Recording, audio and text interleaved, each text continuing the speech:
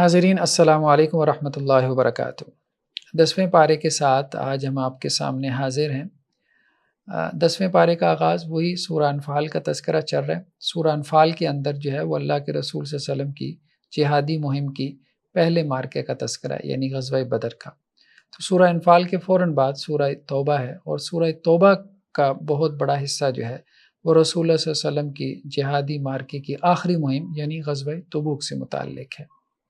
تو 10ویں پارے کے آغاز میں چونکہ سورہ انفال غزوہ بدر کے بارے میں ہے، اور اب غزوہ بدر کے اندر 70 کے قریب جو ہے وہ مشرکین مکہ مارے گئے، پھر 70 کے قریب قیدی ہوئی ہے، بہت سا مال غنیمت ہاتھ آیا۔ تو اب ایسے میں سوال پیدا ہوا کہ وہ دشمنوں کا جو مال و متاع ہے، جو اسلحے کی صورت میں ہے یا گھوڑوں کی صورت میں یا اونٹوں کی صورت میں یا اور مال و متاع، اس کی تقسیم کس طرح سے ہوگی۔ تو اس کے بارے میں کہا گیا کہ مال غنیمت کا جو 5واں حصہ ہے، یعنی دشمن سے جو مال ہاتھ لگا ہے اس کو مال غنیمت کہتے ہیں۔ تو اس کا 5واں حصہ فَأَنَّ لِلَّهِ خُمُسَهُ وَلِلرَّسُولِ وَلِذِي الْقُرْبَى، کہ 5واں حصہ اللہ کے لیے، اللہ سے مراد یعنی بیت اللہ کے لیے مختص ہو جائے گا، وَلِلرَّسُولِ اور اللہ کے رسول کے لیے۔ اللہ کے رسول صلی اللہ علیہ وسلم کا جو ایک بڑا سورس آف انکم تھا وہ یہی مال غنیمت تھا۔ جب تک آپ مکہ میں تھے تو حضرت خدیجہ رضی اللہ عنہ خاص طور پہ ان کا جو تجارت کا معاملہ تھا وہ زمانہ جاہلیت سے چلا آ رہا تھا، تو بہت سی سپورٹ آپ صلی اللہ علیہ وسلم کو وہاں سے ہوتی تھی، لیکن مدینہ جو ہے وہ ہجرت کرنے کے بعد پھر مال غنیمت جو ہے اللہ کے رسول صلی اللہ علیہ وسلم کا ایک بڑا معاشی ذریعہ تھا۔ اب تو خیر اس کے اوپر باقاعدہ مقالات لکھے جا رہے ہیں، تھیسز ہو رہے ہیں کہ آپ صلی اللہ علیہ وسلم کے ذرائع معاش کیا تھے۔ اس میں سے کچھ ہدایہ بھی آ جاتے تھے، مختلف سرداروں کی طرف سے یا بادشاہوں کی طرف سے بھی آ جاتے تھے۔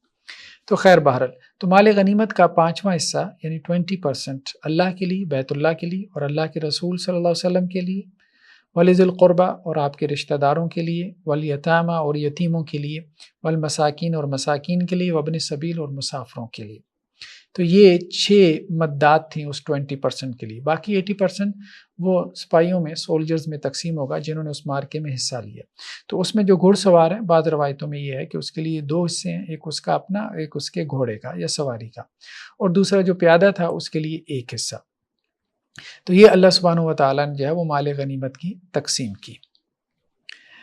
نیکسٹ آیات کے اندر غزوہ بدر میں جب دونوں لشکر آمنے سامنے ہوئے ہیں، ایک طرف مسلمانوں کا لشکر تھا اور دوسری طرف کفار مکہ کا لشکر تھا، تو اب شیطان جو ابلیس تھا وہ سراقہ بن مالک، اس وقت تک جو ایمان نہیں لائے تھے، بعد میں وہ ایمان بھی لے آئے۔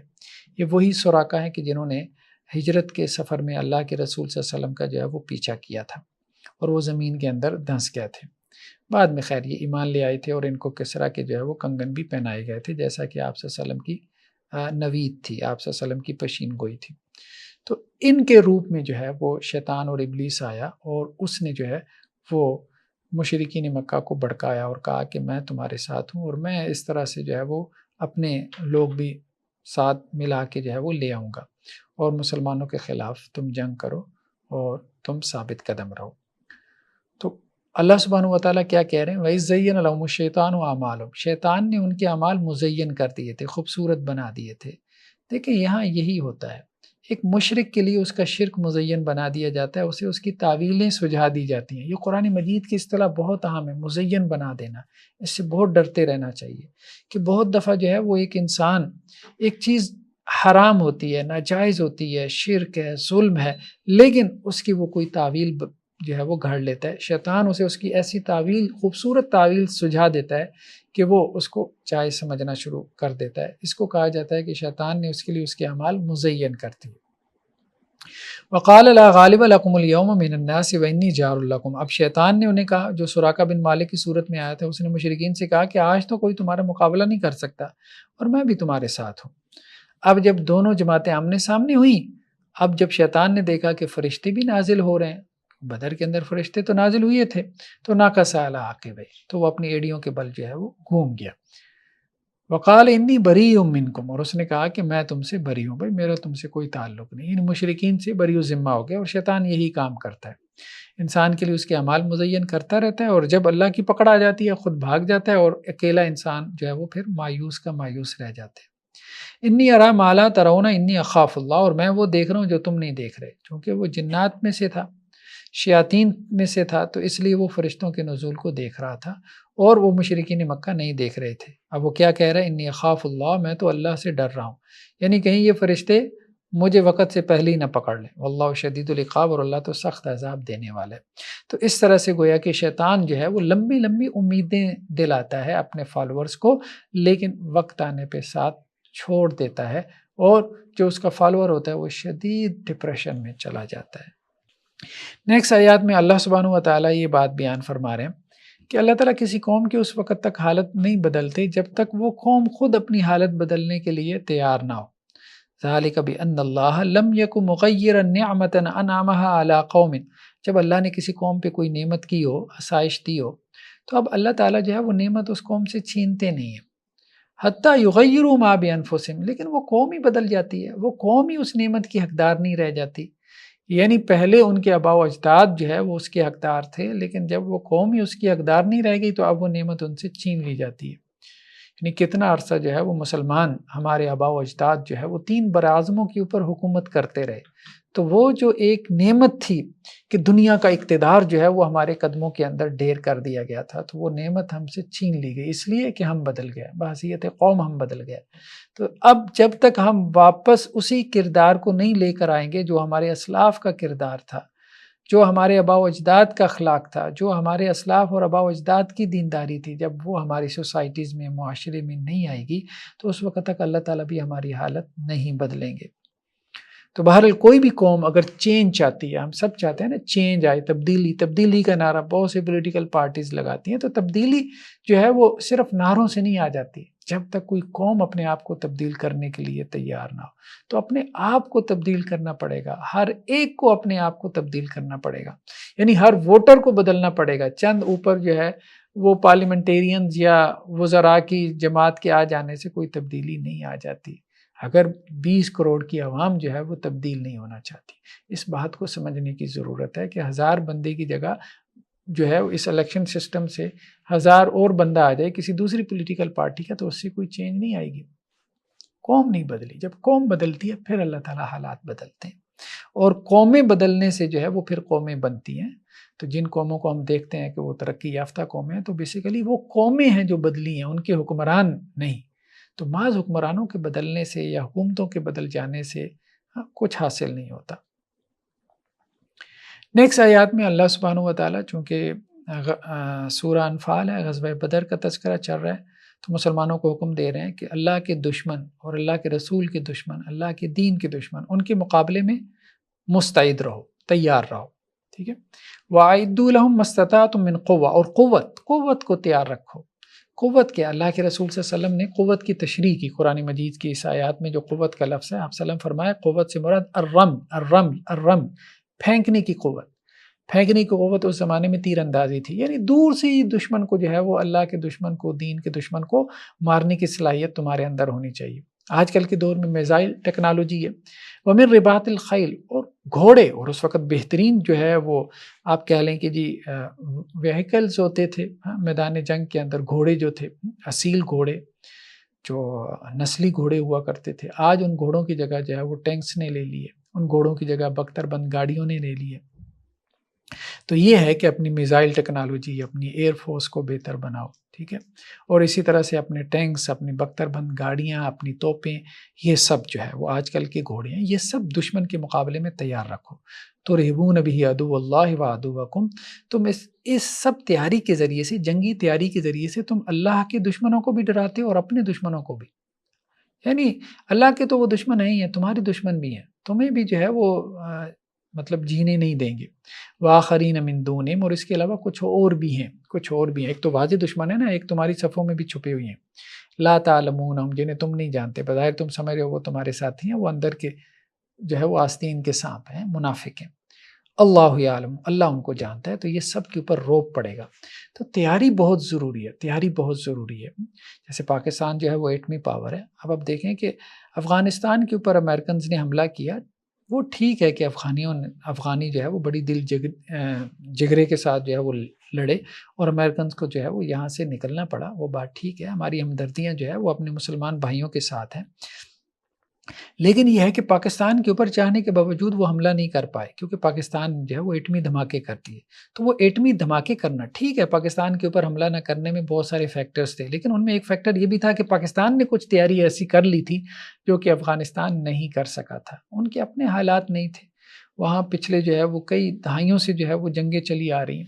تو یہ ہے کہ یہ جو تیاری ہے پاکستان کا ایٹمی پاور ہونا، اس نے اسے جو ہے وہ بہت ساری جو ہے وہ قوموں کو اس کے اوپر حملہ کرنے سے جو ہے وہ روکے رکھا۔ تو یہ ایٹمی پاور ہونا، میزائل ٹیکنالوجی کا ہونا، یہ دشمنوں کے دلوں پہ جو ہے وہ روب ڈالتا ہے۔ یہ بھی ایک بڑا فیکٹر ہے کہ جس کی وجہ سے دوسروں کو آپ کی طرف جو ہے وہ آنکھ اٹھا کے، محلی آنکھ اٹھا کے دیکھنا جو ہے وہ آسان نہیں ہوتا۔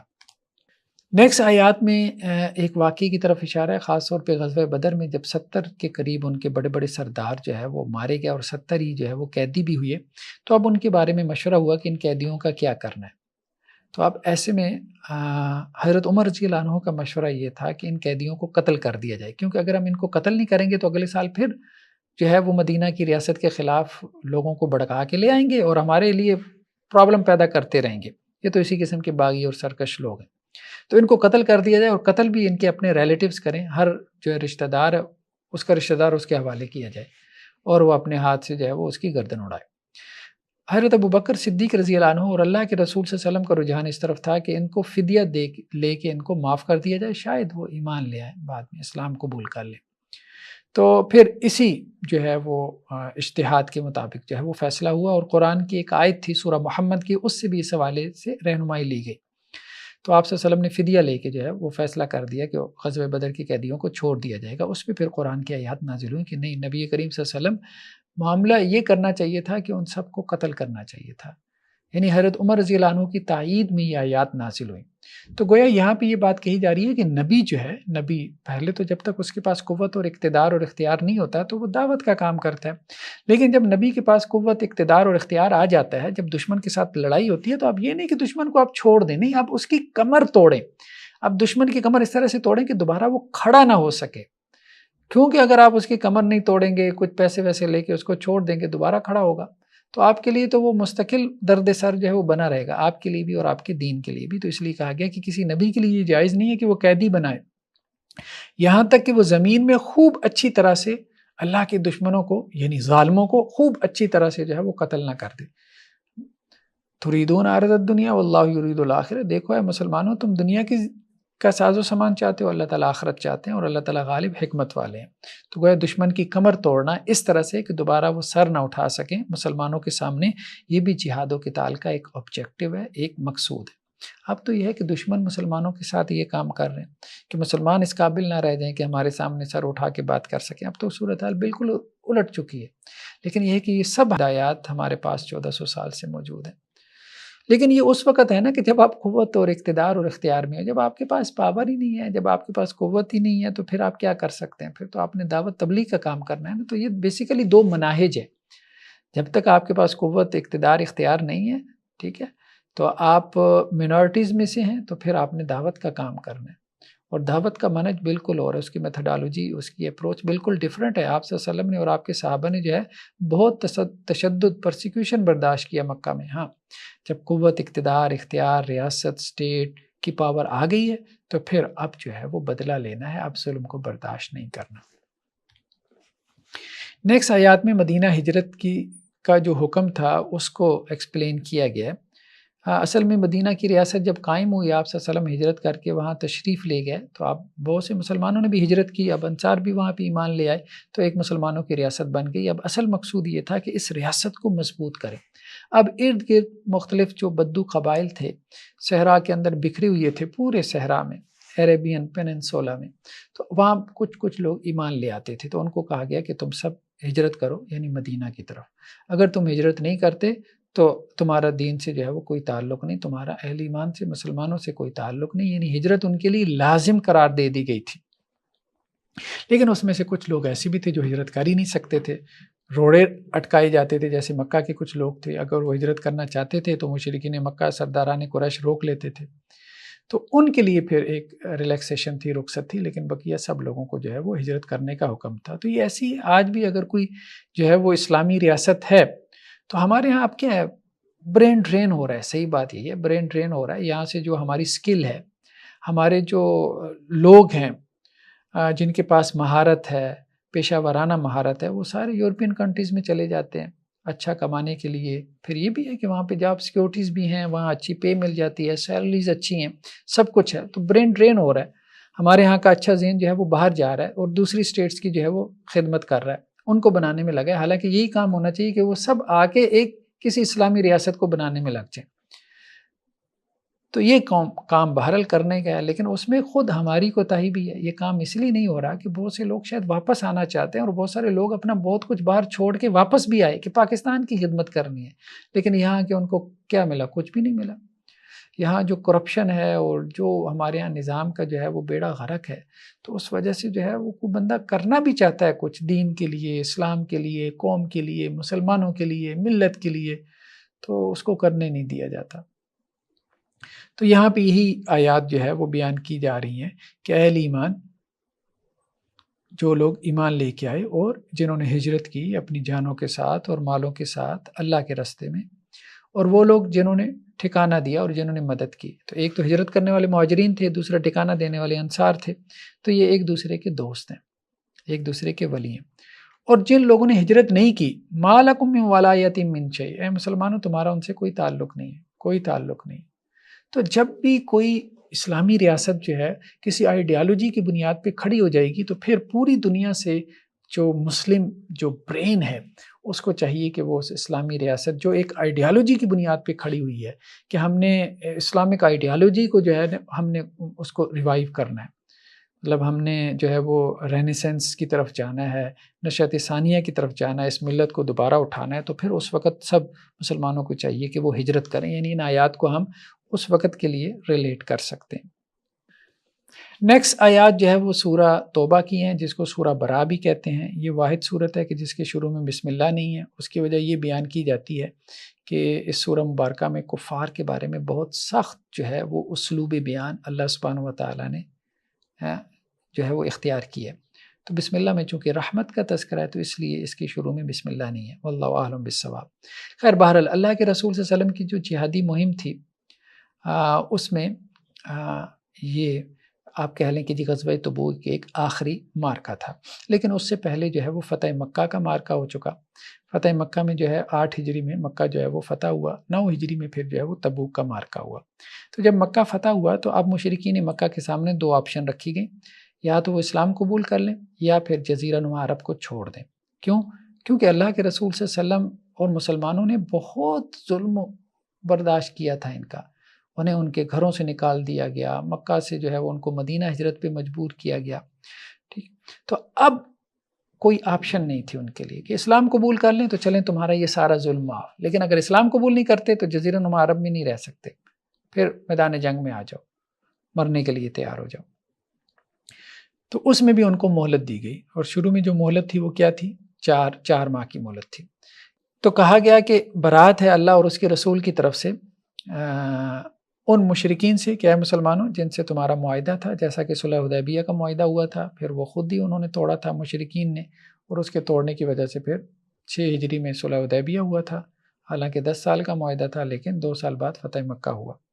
فسیحوا فی الارض 4 اشہر، اب ان کو مہلت دی گئی کہ 4 مہینے زمین کے اندر چل پھر لو. تو 4 مہینے چلنے پھرنے کی ان کے پاس جو ہے وہ مہلت تھی.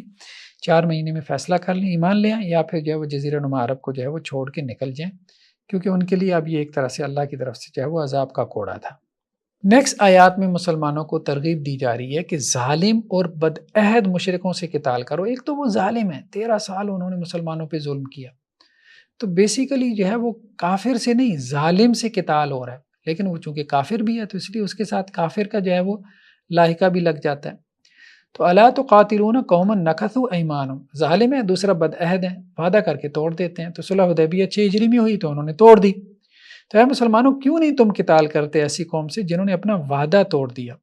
وہموا باخراج الرسول، اور انہوں نے رسول صلی اللہ علیہ وسلم کو نکالنے کا ارادہ کیا، بلکہ صرف ارادہ نہیں کیا بلکہ نکالنے کی سعی بھی کی تھی. آپ صلی اللہ علیہ وسلم کی قتل کی سازش تھی کہ جس کے نتیجے میں پھر آپ صلی اللہ علیہ وسلم نے مکہ سے مدینہ ہجرت کی. وہم بدؤکم اول مرہ، اور اے مسلمانوں پہل انہوں نے کی ہے، یعنی ظلم کی، لڑائی کی، جنگ کی ابتدا انہوں نے کی ہے، تو اب تم جواب میں کیوں نہیں لڑ رہے؟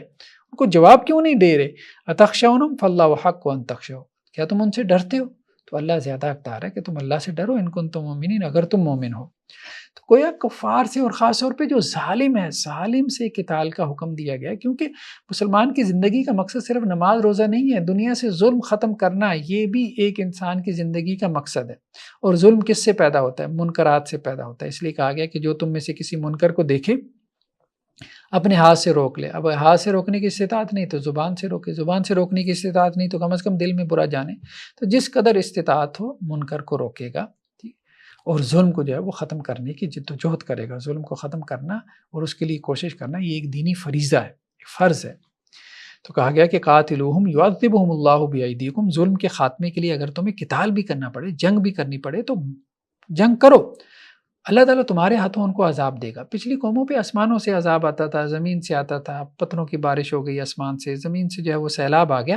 اب اللہ تعالیٰ اس مسلمانوں کے ذریعے سے جو ہے وہ کافروں کے اوپر عذاب مسلط کرے گا، یعنی یہ مسلمان ان کے لیے عذاب کا کوڑا بن جائیں گے۔ لیکن یہ مسلمان خود تو دین پہ چلنے والے ہوں تبھی بنیں گے نا۔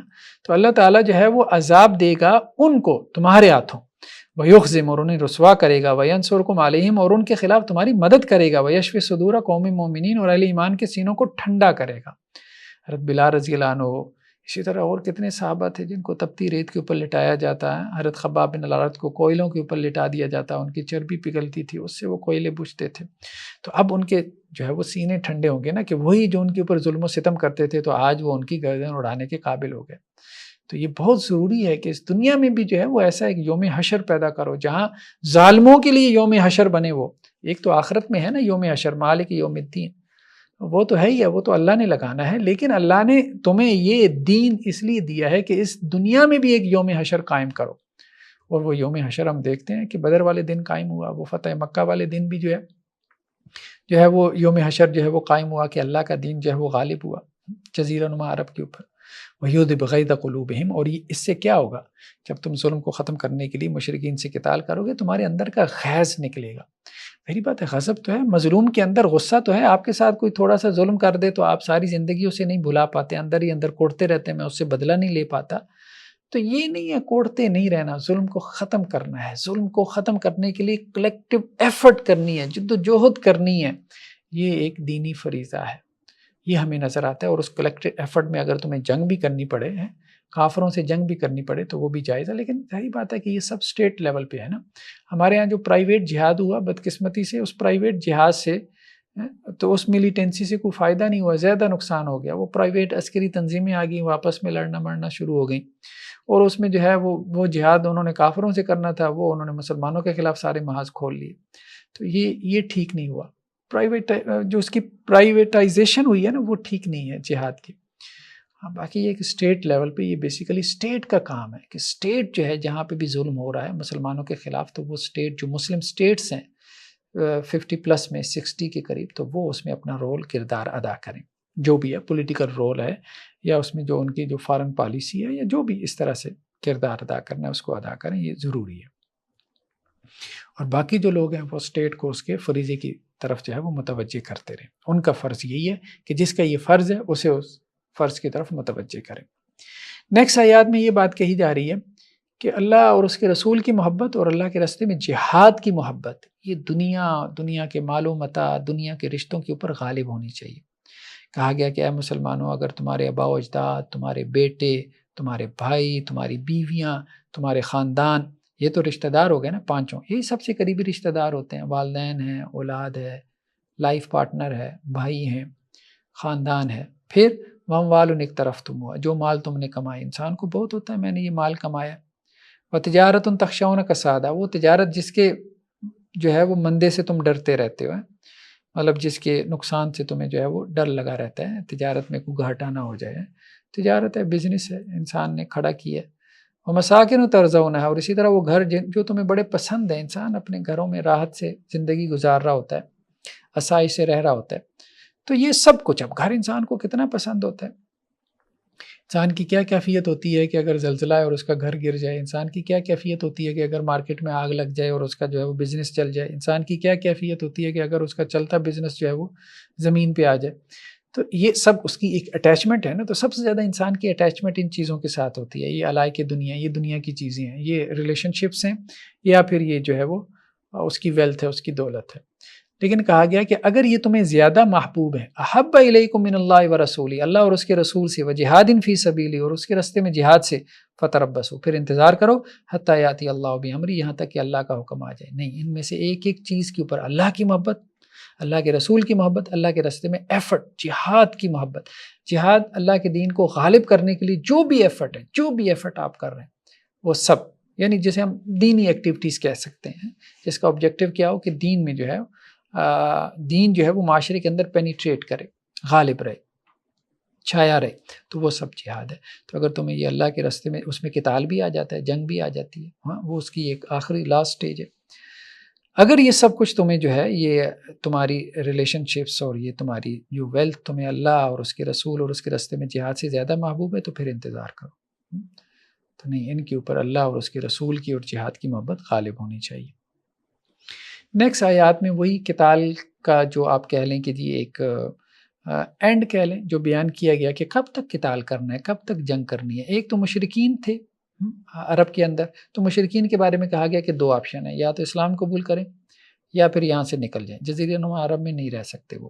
دوسرا اہل کتاب تھے، یہود النصارہ تھے، کرسچن اور جیوز تھے. ان کو کہا گیا کہ یہ یا تو اسلام قبول کر لیں یا پھر جزیہ، ٹیکس دے کے رہیں گے. ٹھیک ہے، اگر جزیرہ نما عرب میں ان کو رہنا پڑا کسی مسلم اسٹیٹ میں تو ٹیکس دے کے رہیں گے. تو ٹیکس بیسیکلی یہ کانسیپٹ تھا نان مسلمس کے لیے. اب تو سارے مسلمانوں پہ ٹیکس عائد کر دیا گیا.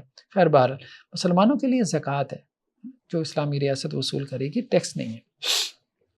کہا گیا کہ اے مسلمانوں، قتال کرو ان لوگوں سے جو اللہ اور آخرت کے دن پہ ایمان نہیں رکھتے اور اس کو حرام نہیں ٹھہراتے جس کو اللہ نے حرام ٹھہرایا اور اللہ کے رسول نے حرام ٹھہرایا. یہاں بہت اہم نقطہ بیان ہو رہا ہے، وَلَا يُحَرِّمُونَ مَا حَرَّمَ اللَّهُ وَرَسُولُهُ، جس کو اللہ نے حرام ٹھہرایا اور اس کے رسول نے حرام ٹھہرایا. یعنی رسول کے پاس بھی اتھارٹی ہے کہ کسی چیز کو حرام ٹھہرا سکیں، لیکن یہ اتھارٹی انہیں اللہ نے دی ہے. تو اس لیے ہم یہ کہتے ہیں کہ جس طرح اللہ کی کتاب سے کوئی چیز حرام ہوتی ہے، اسی طرح اللہ کے رسول صلی اللہ علیہ وسلم کی سنت سے بھی کوئی چیز حرام ہوتی ہے. وَلَا يَدِينُونَ دِينَ الْحَقِّ، وہ لوگ جو ہے وہ دین حق کو اختیار نہیں کر رہے. مِنَ الَّذِينَ أُوتُوا الْكِتَابَ، یہ کون ہے؟ اہل کتاب میں سے ہیں.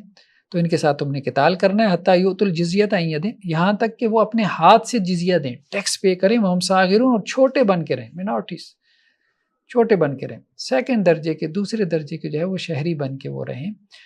تو کیونکہ وہ اسلام قبول نہیں کر رہے، اسلام قبول. اور یہی ہے مطلب. ٹھیک ہے، ہمارے ہاں کے جو مسلمان یورپین کنٹریز میں ہیں، امریکہ میں جاتے ہیں تو وہ کہتے ہیں کہ جی ہم برابر درجے کے شہری ہیں.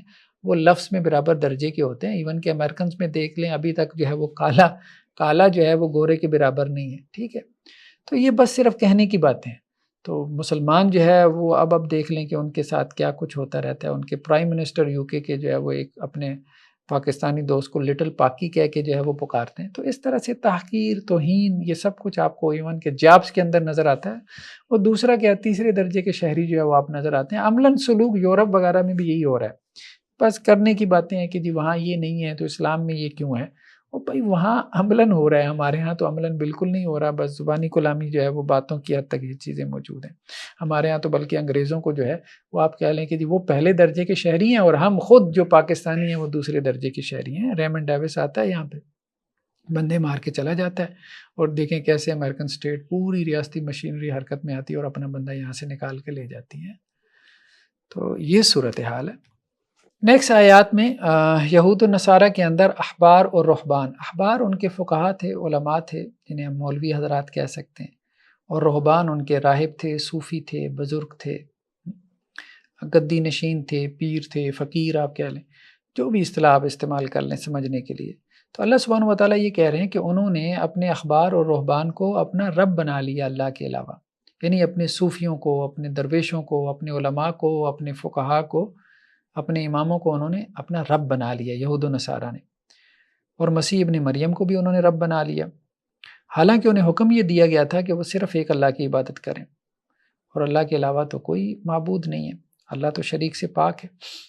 اب اس پہ حضرت عدی بن حاتم، جو کہ حاتم تائی کے بیٹے تھے، جو معروف سخی تھے، وہ جب اسلام لائے تو انہوں نے اللہ کے رسول صلی اللہ علیہ وسلم سے کہا کہ قرآن مجید کی اس آیت میں یہ ہے کہ یہود و نصارہ نے اپنے علماء کو، اپنے فقہا کو اور اپنے صوفیوں کو اور اپنے بزرگوں کو اپنا رب بنا لیا، ہمارے ہاں تو ایسا نہیں تھا کہ ان کو رب بنایا گیا، تو یہ قرآن یہ کیوں کہتا ہے؟ تو اللہ کے رسول صلی اللہ علیہ وسلم نے کہا کہ کیا ایسا نہیں تھا کہ جس چیز کو وہ حلال کہتے تھے تم حلال سمجھتے تھے، جس کو وہ حرام کہتے تھے تم اس کو حرام قرار دیتے تھے؟ تو حضرت عدی بن حاتم کہنے لگے کہ ایسا ہی تھا، ہم ان کے اوپر اسی قسم کا جو ہے وہ بلیف رکھتے تھے، تو آپ صلی اللہ علیہ وسلم فرمائے یہی تو ان کو رب بنا لینا ہے، یہی تو رب بنا لینا ہے۔ تو اس میں امام شافعی علیہ الرحمہ کا جملہ بہت پیارا ہے کہ علماء جو ہے وہ رستہ ہیں، منزل نہیں ہے، منزل کتاب و سنت ہے، منزل اللہ اور اس کے رسول صلی اللہ علیہ وسلم ہے، ٹھیک ہے، ہم نے جہاں پہنچنا ہے وہ اللہ اور اس کے رسول صلی اللہ علیہ وسلم کے قدموں میں ہم نے پہنچنا ہے، لیکن اس کے لیے رستہ ہمیں کون دکھا رہا ہے، رہبر کون ہے؟ وہ علماء، ٹھیک ہے۔ تو لیکن علماء کو جو ہے وہ منزل نہیں بنانا چاہیے، تو علماء کو ہم نے ذریعہ بنانا ہے، وہ ایک ٹول ہے جس کے ذریعے سے ہم نے یہ جاننا ہے کہ کتاب و سنت کیا کہہ رہی ہے، اللہ اس کے رسول صلی اللہ علیہ وسلم کیا کہہ رہے ہیں۔ علماء کو ہم نے ذریعہ بنانا ہے، ٹول بنانا ہے۔ خود اگر علماء ہی وہ آخری منزل بن گئے کہ ہم نے ان کو ذریعہ ہی نہیں بنایا، ہم نے کہا کتاب و سنت چھوڑیں، بس جو یہ کہہ رہے ہیں بس وہی ٹھیک ہے، تو یہ ان کو رب بنا لینا۔ اور یہی ہمارے ہاں ہو رہا ہے کہ پیر صاحب جو ہے وہ اگر یہ کہیں کہ جی اپنی جائے نماز کو شراب سے جو ہے وہ دھو دو، تو وہ اپنی جائے نماز کو شراب سے دھو دے گا۔ پیر صاحب کہیں کہ جی جا کے جو ہے وہ قبر پہ سجدے کر کے آؤ، تو وہ سجدے کرنا شروع کر دے گا۔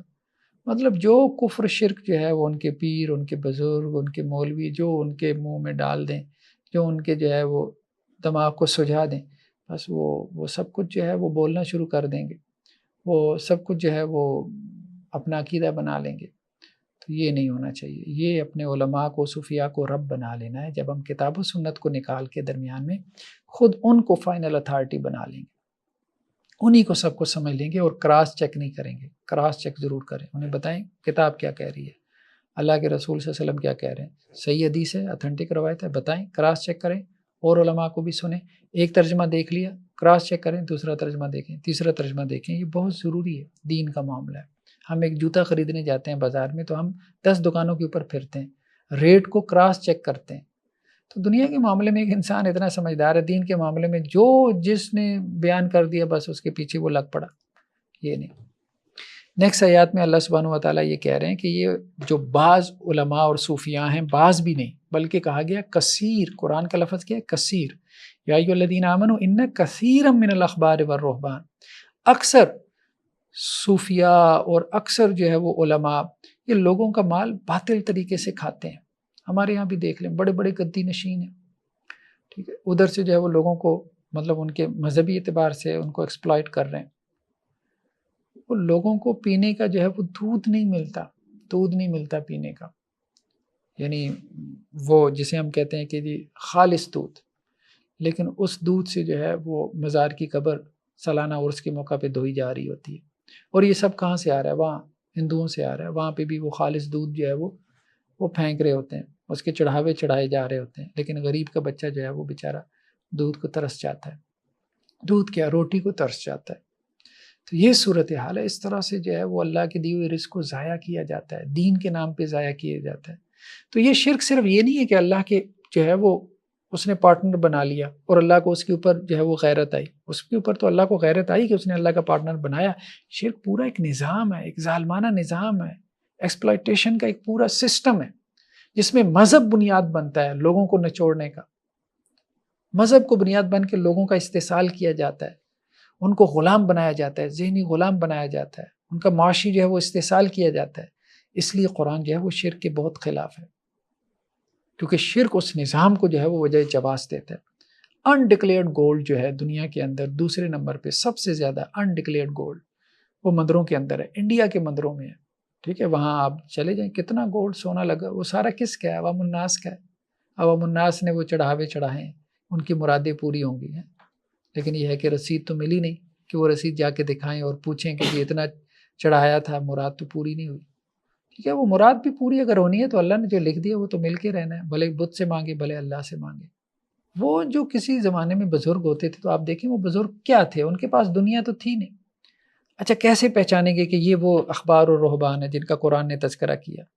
یہ قرآن نے خود بتا دیا، سب سے بڑی چیز کیا ہے کہ مال کھا رہے ہیں، پرانے زمانے میں جو سچے صوفیات تھے، جن کا اللہ کے ساتھ کوئی سچا تعلق تھا، حضرت جنید بغدادی علیہ الرحمہ اور اس جیسے بڑے بزرگ، ان کا دنیا سے کیا تعلق تھا؟ دنیا سے کیا لینا دینا تھا؟ ان کے پاس دنیا تھی ہی نہیں، کٹیا میں گزارا کرنے والے لوگ تھے۔ اب تو یہ ہے کہ لینڈ کروزروں سے جو ہے وہ پاؤں ہی نہیں جو ہے وہ ٹکتا، بہترین سے بہترین گاڑیاں موجود ہیں، 20 لوگ آگے ہیں، 20 لوگ پیچھے ہیں، گارڈز ہیں، ایک پورا لشکر ہے اس کے ساتھ آتے ہیں، محلات جیسے قلعہ نما گھر ہیں، اربوں کے جو ہے وہ بینک بیلنسز ہیں۔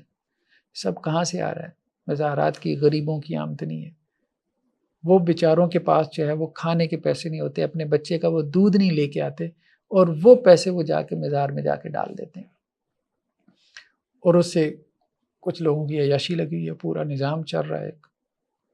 لیکن اس غریب کو آپ سمجھا بھی نہیں سکتے، کیونکہ اس کے دماغ میں جو ہے وہ ایک مذہب کا ایک غلط قسم کا جو ہے وہ تاثر بھر دیا گیا۔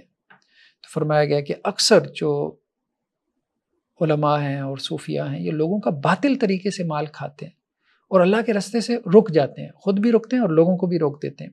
والذین یکنزون الذهب والفضة ولا ينفقونها فی سبیل اللہ، سونے چاندی کے ڈھیر لگائے ہوئے ہیں، اللہ کے راستے میں خرچ نہیں کر رہے، فبشرهم بعذاب علیم، انہیں دردناک عذاب دیں۔ دین سے کھائے گا نہیں، سچا مولوی دین سے نہیں کھائے گا، سچا صوفی کبھی بھی دین سے نہیں کھائے گا، دین سے نہیں کھائے گا۔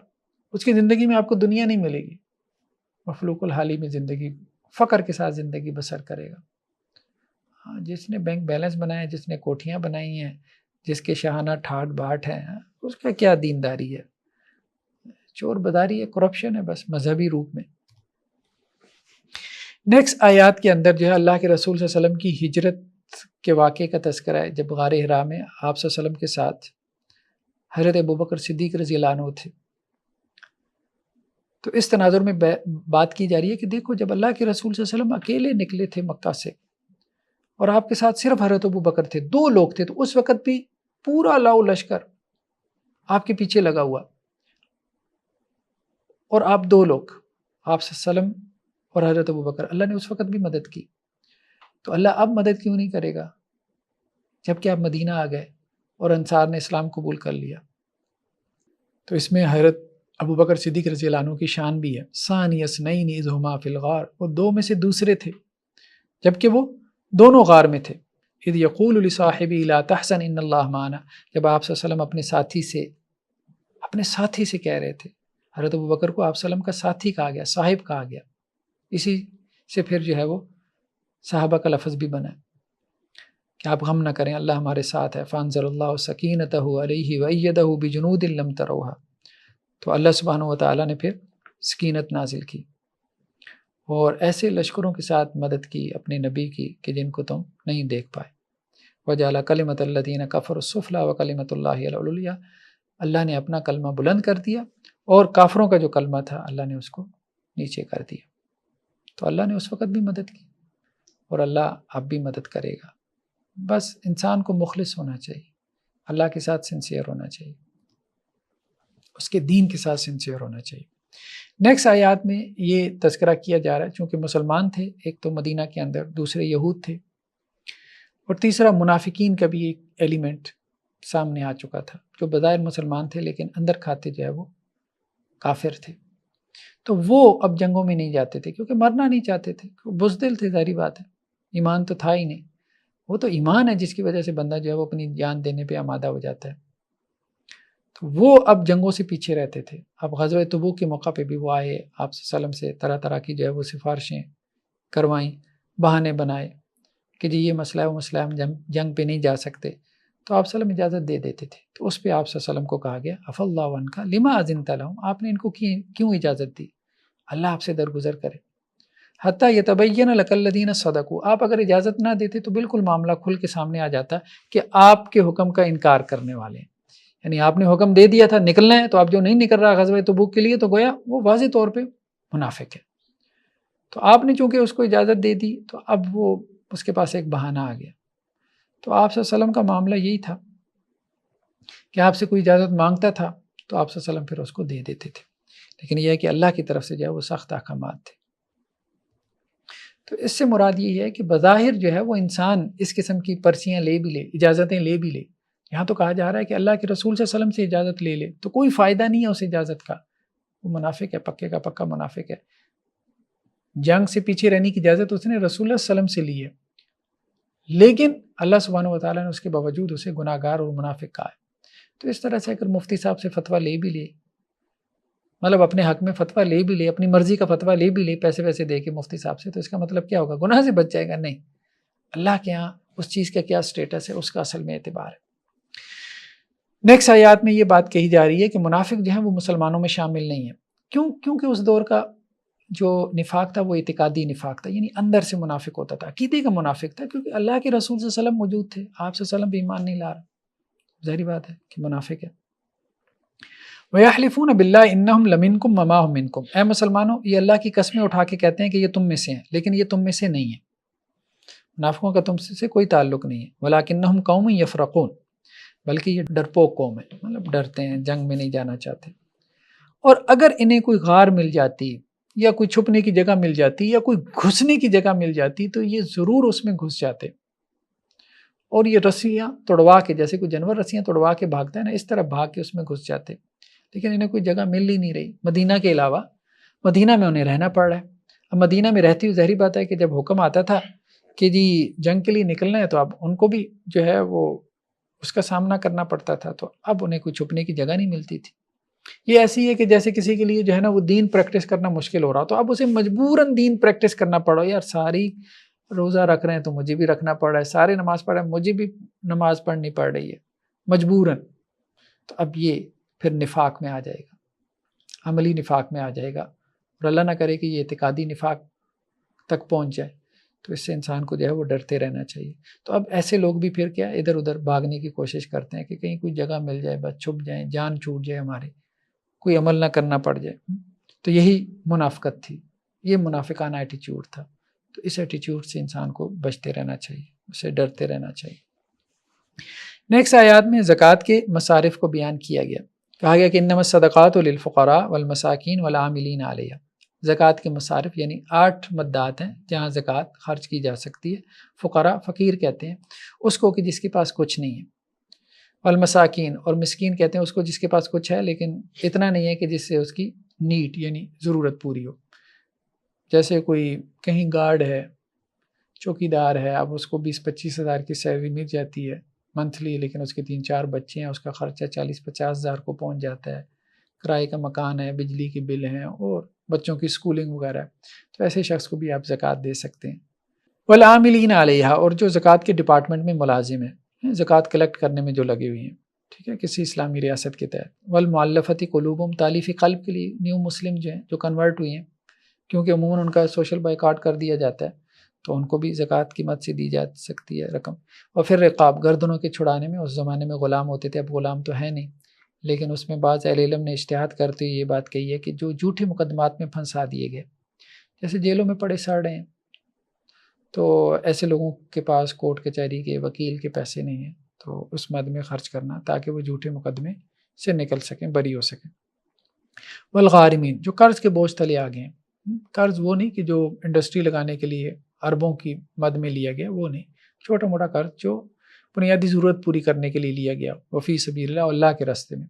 اللہ کے راستے سے مراد بعض لوگوں نے تو، یا اکثر اہل علم نے کہا ہے کہ اس سے مراد جہاد اور قتال ہے، یا بعض نے یہ بھی کہا کہ حج بھی اس میں شامل ہے، اللہ کے راستے میں حج بھی کروایا جا سکتا ہے، یا بعض اہل علم نے کہا ہے کہ ہر وہ ایکٹیویٹی کہ جس کا مقصد دعویٰ ایکٹیویٹی کیوں نہ ہو، جس کا مقصد اللہ کے دین کا غلبہ ہو، تو وہ بھی اس میں شامل ہے۔ بہرحال مختلف آراء ہیں، عام طور پہ جہاد اور قتال مراد لیا گیا کہ اللہ کے راستے میں غازی کو یا مجاہد کو جو سامان ہے وہ دلوایا جا سکتا ہے۔ وابن السبیل، اور مسافر، کوئی مسافر اپنے گھر میں بھلا چنگا ہے لیکن سفر میں جیب کٹ گئی، بعض لوگ تو جھوٹے اس قسم کے کلیم کرتے ہیں، دعوے کرتے ہیں، لیکن کسی کے ساتھ کوئی معاملہ سچا کیس بھی ہو سکتا ہے، تو اس کی مدد کرنا فریضۃ من اللہ، تو یہ اللہ کی طرف سے ایک فرض ہے، اور اللہ تعالیٰ علم والا، حکمت والا ہے۔ تو یہ زکوٰۃ کے مصارف ہیں، یعنی ان 8 مدات میں زکوٰۃ خرچ کی جا سکتی ہے۔ نیکسٹ آیات میں ایک منافق کی جو ہے وہ واقعے کا تذکرہ ہے، اگرچہ نام کے بارے میں اختلاف ہے، چلیں ہم نام میں نہیں جاتے، تفسیری روایات میں اگرچہ نام بھی موجود ہے، نام میں نہیں جانا چاہیے، لیکن بہرحال قرآن کا جو انداز ہے اس سے یہ تو پتہ چلتا ہے کہ یہ واقعہ ہے، وہ تو قرآن کی آیات جو ہے وہ واضح طور پہ کہہ رہی ہیں کہ کوئی ایسا شخص تھا. کون تھا واللہ عالم. تو ایک شخص تھا، بہرحال وہ اللہ کے رسول صلی اللہ علیہ وسلم کے پاس آیا اور اس نے کہا کہ میرے لیے دعا کریں، تو آپ صلی اللہ علیہ وسلم نے اس کے لیے برکت کی دعا کی، تو اس کے مال مویشی میں بہت زیادہ برکت ہو گئی. پھر سال کے بعد جب اس سے زکوٰۃ لینے کے لیے جو ہے آپ صلی اللہ علیہ وسلم کی طرف سے ایک نمائندہ گیا، تو اس نے کہا کس چیز کی زکوٰۃ؟ تو اس نے اس طرح کا انداز جو ہے وہ اختیار کیا. تو اس پہ پھر جو ہے وہ قرآن کی آیات اتری کہ پہلے اس نے آپ صلی اللہ علیہ وسلم سے دعا کروائی کہ میرے مال و متاع میں برکت ہو جائے تو میں اللہ کے راستے میں خرچ کروں گا. جب برکت ہو گئی تو اب بخیلی اور کنجوسی پہ اتر آیا. آپ کہتے ہیں کس چیز کی زکوٰۃ؟ تو اللہ تعالیٰ نے قیامت کے دن تک اس کے دل میں جو ہے وہ نفاق کی بیماری ڈال دی ہے. تو یہی معاملہ ہے کہ اللہ کے ساتھ بعض اوقات ہم بھی کوئی کمٹمنٹ کر لیتے ہیں کہ یا اللہ یہ کر دے، وہ کر دے، میں یہ کر دوں گا، وہ کر دوں گا، ٹھیک ہے، نظر مان لیتے ہیں یا کچھ اور کر لیتے ہیں. تو جب مان لیا تو پھر آپ اس کو کمٹمنٹ کو پورا کریں. تو کہا گیا کہ ان میں سے وہ ہیں جنہوں نے اللہ سے وعدہ کیا. اللہ سے وعدہ یہی ہے، نظر ہی ہوتا ہے اللہ سے وعدہ، کہ اگر اللہ نے مجھے اپنے فضل سے دے دیا لنصدقن، تو میں لازماً اللہ کے راستے میں صدقہ کروں گا اور میں لازماً نیک لوگوں میں سے ہو جاؤں گا. فلما آتاہم من فضلی بخلوا بھی، جب اللہ نے انہیں اپنے فضل سے دے دیا تو اب وہ کنجوسی کرنے لگے اور وہ اللہ کے حکم سے جو ہے وہ اعراض کر رہے ہیں. فاعقبہم نفاقا فی قلوبہم الی یوم یلقونہ، تو اللہ نے ان کے دل میں نفاق ڈال دیا. قیامت کے دن تک اب یہ نفاق ان کے دل سے نہیں نکلے گا. کیوں؟ کیونکہ انہوں نے اللہ کے ساتھ کیا ہوا وعدہ توڑا، اور اس لیے کہ انہوں نے اللہ کے ساتھ جھوٹ بولا. تو یہ نہیں، اللہ سے وعدے کر کر کے ایک چیز لی ہے تو اب وہ وعدہ نبھانا پڑے گا، ورنہ تو اس کی سزا بہت سخت ہے، منافقت پیدا ہو جائے گی.